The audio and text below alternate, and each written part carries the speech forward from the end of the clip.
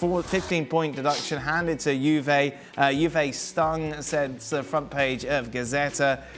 Juventus flattened, meanwhile, Corriere Sport. Right, Gab, I know this is going to be difficult. Pretend I'm an idiot. Explain to me what Juventus have done wrong. We don't have to pretend.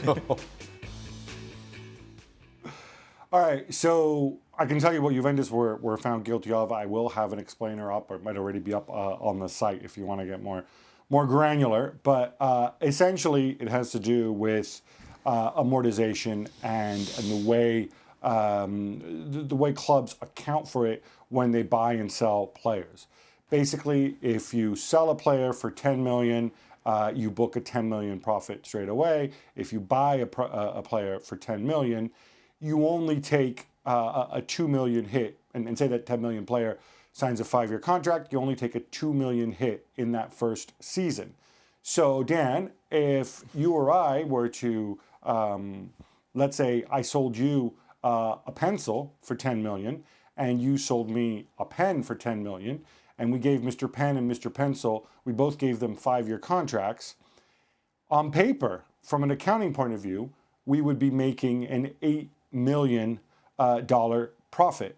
Reason being that $10 million coming in because I've sold you the pen, but then I can spread out the cost of the purchase of your pencil for over 5 seasons.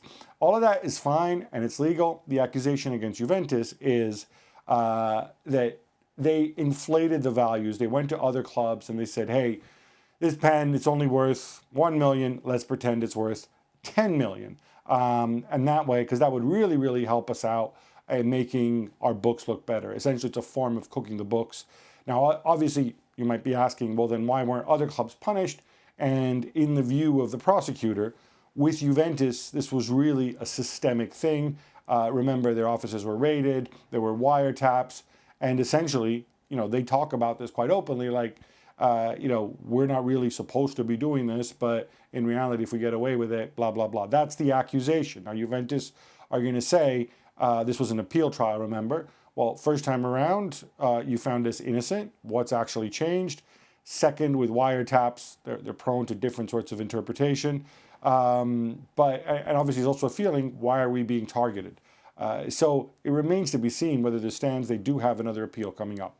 So what's the likelihood that maybe these 15 points could be reinstated, Gab? It's really difficult to answer that until we see the actual written reasons from the judges that accompanied this verdict, Dan. Interesting thing is about this next level of appeal, and this may be Juventus' best bet at this stage. They can't get into the merits of the judgment.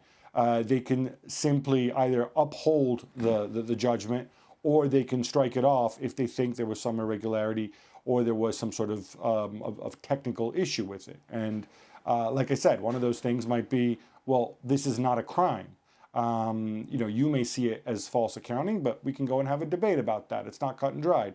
So there's a range of things I think Juve can lean on, but certainly right now, morale is way down because remember, they don't just have this sporting case, there's also a criminal case involved here because they're being investigated for false accounting and they are listed on the stock exchange. They have a duty to report things accurately to shareholders.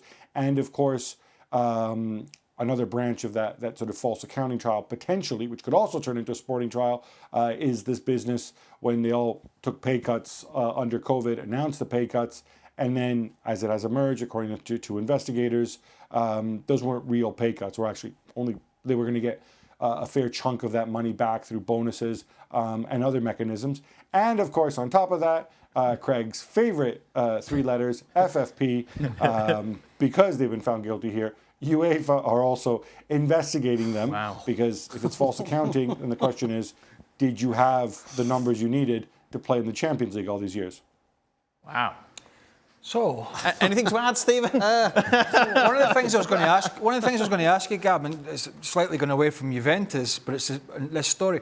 What does this mean for Paratici at Tottenham, if anything, and how will that affect Antonio Conte, if at all? Yeah, so obviously as part of this judgment, a whole bunch of Juventus officials were banned, including the former president. Feels weird saying that after so many years. Andrea Agnelli, of course, was forced to resign in November.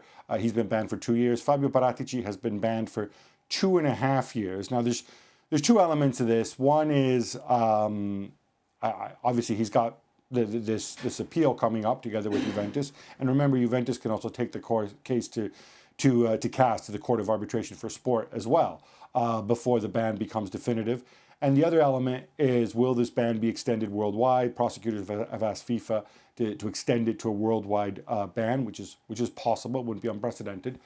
So that's going to impact whether he can continue. And then also, I think Spurs are going to weigh up sort of some of the negative publicity that comes from this, what it means for him. In terms of what it means for Antonio Conte, the guys worked together before for 3 years at Juventus, won 3 league titles, and Conte still walked out. There's no question that Paratici has a ton of respect for Conte. Maybe it's mutual, but they're not blood relatives. So I don't think Conte's decision is going to necessarily depend on the future of Fabio Paratici. If Conte wants to move on at the end of the season, he's going to move on, I think, with or without Paratici.